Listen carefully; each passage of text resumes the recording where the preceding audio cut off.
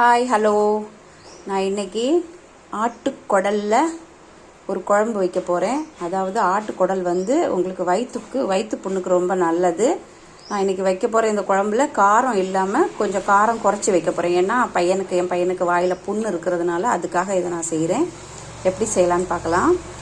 Cooker அடுப்பில் வச்சுருக்கேன். எண்ணெய் ஊற்றி எண்ணெய் சூடாகிறதுக்கு முன்னாடி கொஞ்சமாக மஞ்சள் பொடி போட்டுக்கலாம். மஞ்சள் பொடி போட்ட உடனே நீங்கள் வெங்காயம் சேர்த்துக்கோங்க.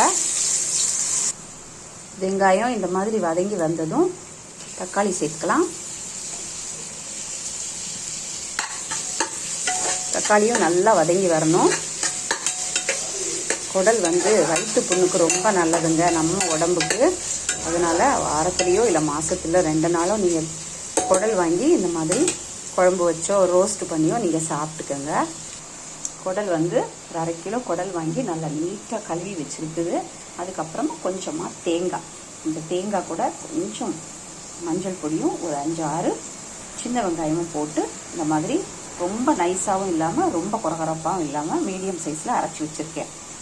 தக்காளி இந்த மாதிரி வதங்கி வந்ததும் நம்ம இஞ்சி பூடு பட்டை கிராம்பு ஏலக்காய் கொஞ்சமாக இந்த ஜாதிக்காய் சேர்த்துருக்கேன். அது வயிற்று புண்ணுக்கு ரொம்ப நல்லது இல்லையா, அதனால் அதுவும் கொஞ்சமாக சேர்த்து இந்த மாதிரி மிக்சியில் போட்டு அரைச்சி வச்சுருக்கேன். அதையும் போட்டு நல்லா மிக்ஸ் பண்ணி விட்டுக்கலாம். இஞ்சி பூடு கூட ஜாதிக்காய் ரொம்ப பெருசாலாம் போடக்கூடாது. சின்னதாக ஒரு துண்டு போட்டு அப்படியே அதோட சேர்த்து ஒரு மிக்சியில் ஒரு 2 தடவை அப்படியே குறப்பாக அரைச்சி எடுத்துக்கணும்.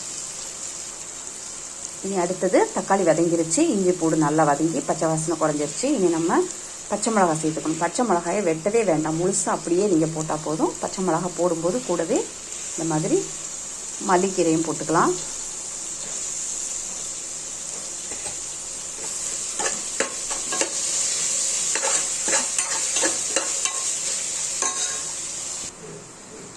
இதோட நம்ம கழுவி வச்சுருக்க குடலை சேர்த்துக்கலாம்.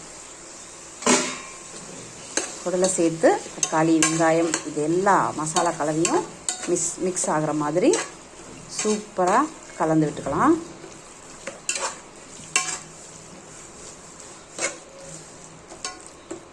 இனி தேவையான அளவு உப்பு சேர்த்துக்கலாம். நான் கொஞ்சமாக தான் போட்டிருக்கேன். குழம்பு எல்லாமே ரெடியானதுக்கு அப்புறமா தேவைப்பட்டால் பார்த்துட்டு போட்டுக்கிறதுக்காக. இந்த குடல் குழம்புக்கு நான் மிளகாய் தூள் சேர்க்க போகிறதில்ல. ஏன்னா காரம் இல்லாமல் செய்கிறதுனால மிளகாய் தூள் சேர்க்கல. அதுக்காக தான் 2 பச்சை மிளகாய் போட்டிருக்கேன். இது நல்லா வெந்து வரும்போது பச்சை மிளகாயில் உள்ள காரம் இறங்கும். இன்னொன்று நம்ம ஒரு 7-8 போல் நல்ல மிளகாய் எடுத்து முழுசாகவே நம்ம போட்டுக்கலாம். நான் தண்ணியே ஊற்றலை. குடலில் பாருங்கள் இவ்வளோ தண்ணி ஊறிடுச்சு. இனி அடுத்தது நம்ம இதோட என்ன சேர்த்துக்கணும்னா ஒரு 3 ஸ்பூன் மல்லிப்பொடி. இது வீட்டில் உள்ள மசாலா தான், வெளியில் வாங்கினது கிடையாது.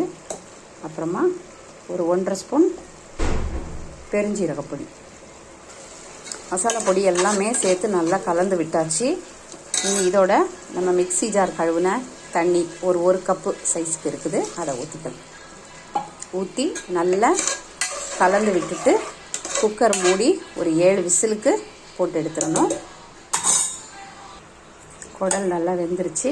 குக்கரை ஓப்பன் பண்ணியாச்சு. பாருங்கள் வச்ச தண்ணி எதையுமே காணும், நல்லா வெந்துருச்சு குடல். இனி இதோட நம்ம தேங்காய் மசாலாவை சேர்த்துக்கணும். இதோட தேங்காய் மசாலா சேர்த்துட்டு மிக்ஸி ஜார் கழுவுன தண்ணி கொஞ்சம் கூட சேர்த்துக்கலாம். உங்களுக்கு கிரேவி எவ்வளோ வேணுமோ அந்த அளவுக்கு நீங்கள் தண்ணி சேர்த்து அதுக்கப்புறமாட்டு ஒரு 5 நிமிஷம் அடுப்பில் வச்சு கொதிக்க விட்டால் போதும்.